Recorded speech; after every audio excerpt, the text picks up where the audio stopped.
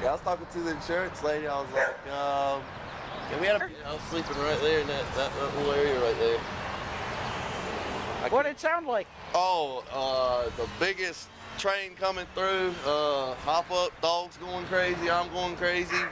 We don't know our tornado evacuation route, so we're like, oh, just get down. If that's it, or I'd like to know. Everywhere, I'd like to know when we get it back.